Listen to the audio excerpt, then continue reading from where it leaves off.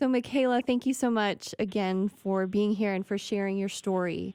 Uh, would you tell me what was the backstory? What brought you to Ronald McDonald House, if you care to share, and then what has it meant to you? Yeah, so I guess I can start from the very beginning. I was planning on having a home birth at my family's house. My husband and I are currently house hunting, so we don't have a house of our own. But my parents offered to let me, birth at their house, and I thought that would be kind of a special thing to, the house I grew up in, to have my child there. So I was in labor at my family's house when my midwife came, and I was having really intense labor. And then after like 17 hours of laboring at home, my midwife said, I think we need to go to the hospital because your baby's heart tones just don't sound right to me, and they should have more variability in the heart tones. And so she called it and said we should go to the hospital. And we drove to Hayward Hospital in Wisconsin, and I delivered there. And right after my delivery, the doctors set my baby on my chest, and it wasn't too long after him being on my chest that they were realizing his breathing is just really labored and not as smooth as it should be. So they took him to the little warming bed that they had in the delivery room with me and started working with him and figuring out what's going on with his breathing and why it's so labored. Not long after they were working with him, the doctor that delivered my baby said we called the NICU in Duluth, and we were going to be having an ambulance crew come and transfer him to Duluth NICU. And this is all happening really fast. I had just delivered my son, and it was like, I didn't really get time to bond or anything, but I was glad that the doctors knew what was going on and were on top of things. So it was probably around midnight or so of the night he was born that the NICU team came to Hayward and drove him up to Duluth. And we weren't able to join him that very night. I mean, I was exhausted. My husband and I had been up for hours, through my laboring, and it was a long process. I think total it was 30 hours of labor.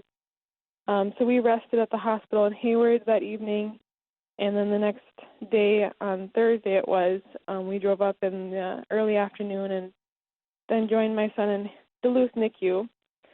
And the doctors were all great up there, and we were up there a total of 10 days, but it was Thursday we arrived, and Friday a social worker talked to us and said that there's a brand new Ronald McDonald House that just opened up here just down the block from the NICU, and she said it's an option for you to stay there if you would like. And my husband and I were just planning on making the drive. It's an hour drive from my parents to the NICU in Duluth. We really didn't know, how much we'd be up there or what the need was. We've never done this before, but we were like, this sounds like a good opportunity for us to be close to our son while he's in the NICU. So we signed up for the opportunity to be staying at the Ronald McDonald House. And I honestly never really knew much about the Ronald McDonald House. I mean, every now and then when I go to McDonald's restaurants, I'll see the donation box, but I never really took the time to figure out, what's the Ronald McDonald House all about. So this was really awesome that we got to actually be a part of it and understand more about it. And the people at the Ronald McDonald House were awesome. They were so kind and so just willing to help us out in any way that they could. They were so flexible with, coming and going, and anytime that we wanted to just come in and crash, we could if we were tired, and then go back to the NICU to be with his son. So my husband and I stayed the first night on Friday together at the Ronald McDonald House. And it was honestly amazing to get that time to just lay in a real bed, and relax and get some good sleep. But then after that, I stayed at the NICU with my son to help with feeding and breastfeeding and trying to get that going. And my husband stayed another night there at the house by himself, and he was just able to get some good rest because there wasn't a lot of space in the NICU room. So overall, we stayed a couple nights. It was like a weekend stretch. And then my husband had to go back to work, and then I just stayed at the NICU with my son to, continue feeding him and everything. But those couple days were awesome. We really enjoyed it. The people, like I said, were so nice and just were willing to help us out in any way they could. And when we left, They even gave us a donated gift of a blanket for our son, and I was just really impressed with how everything worked out. And yeah, so I guess that's the gist of it. So if you were going to tell someone like, what kind of value it brought to you, what would you say? Um, could you elaborate on that question a little bit more? Yeah, sure. Like if you were just trying to tell people how amazing it was and like why it meant so much to you to be able to utilize that, I mean, I can't imagine the stress level it was able to take off of you and, just trying to get people to understand, what it means for families.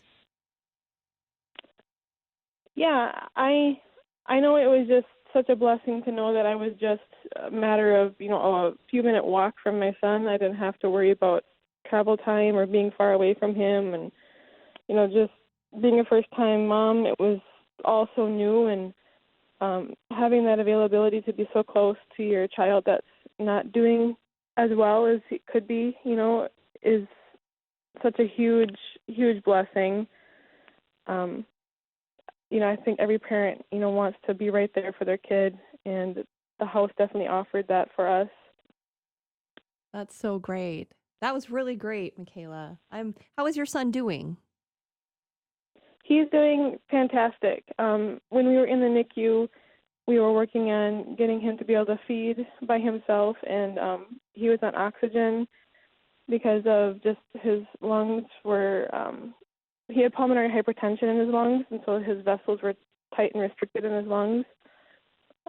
But he's completely off the feeding tube that he was on in the NICU. He's feeding 100% by himself. He's gaining weight just like he should be. And on Monday we have a follow-up appointment to get the clear that he is all good and doesn't need oxygen anymore. So I couldn't ask for anything better. Oh, that's amazing. And how old is he now? He is 6 weeks. Wow, congratulations, Mama. I'm sorry it was a hard start, but it sounds like it's headed in the right direction. Yeah, I couldn't be happier with it all, and he's the sweetest little guy. So